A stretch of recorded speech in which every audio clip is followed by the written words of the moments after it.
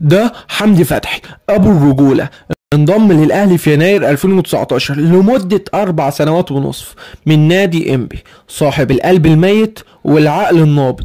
قبل اي حاجة لازم تعرف ان حمدي فتحي خلال 144 مباراة مع الاهلي سجل 16 هدف، وتخطى اهداف لاعب كبير جدا زي حسام غالي اللي في 301 مباراة سجل 15 هدف.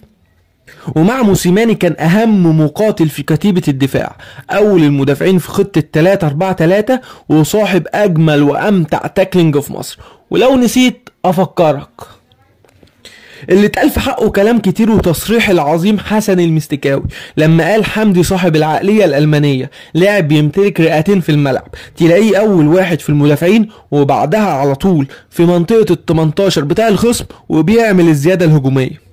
حمدي فتحي هو بطل الضغط العالي في منظومة موسيماني. عندك في الكرة دي، مع ان حمدي بيلعب دايما مع موسيماني ريبرو، الا انه اول لاعب بيعمل الضغط المتقدم وقطع الكرة بتاكلينج عظيم في مكان خطير، وزي ما تعودنا تاكلينج باص بفرصة خطيرة. ودي مش مرة بالصدفة او حلاوة روح، لا دي حلاوة حمدي فتحي.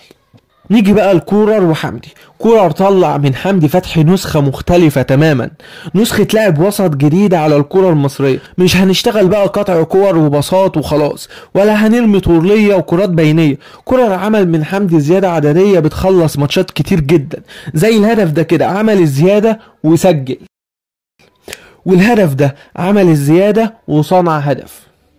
كولر جربها مع السولية وديانج، ولكن الوحيد اللي نجح فيها هو حمدي. باختصار حمدي صاحب الفضل في نجاح خطة 4-3-3 لكولر. طب ليه حمدي عن باقي لعيبة خط الوسط؟ بدون كلام كتير وصعب، حمدي أجرأ لاعب في لعيبة وسط الأهلي، وأكثرهم ثقة في نفسه، ولاعب راجل وعنده حماس دايما مهما كان الخصم ومهما كانت أهمية وقوة المباراة. الهدف ده ملعوب بشكل حلو قوي من تاو على شمال حمدي فتحي، اللي بالمناسبة قليل في مصر اللي بيلعب بشماله، وحمدي ايمن القدم. اي لاعب في فرصة زي دي ووقت زي ده يخاف يجازف ويقلش، ومع وجود اختيار التمرير لشريف الكل هيختار الاختيار السهل ده، لكن حمدي عشان واثق في نفسه وقدراته حطها بشماله وربنا وفقه وسجلها بشكل كويس جدا.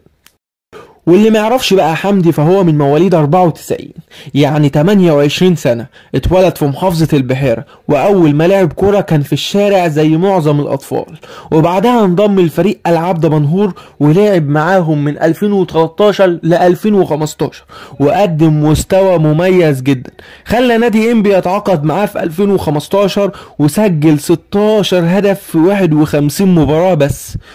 وفي 2016 طلعوه اعاره لنادي بوتروجيت وسجل هدفين في 27 مباراة، ورجع في 2017 لإنبي واستمر معاهم لعام 2019، وتعاقد مع الاهلي وقتها لمدة 4 سنوات ونصف في اول عقد ليه مع الاهلي. ومن يومين ارتفعت القيمة التسويقية على ترانسفير ماركت من 1.2 مليون دولار حتى 2 مليون دولار.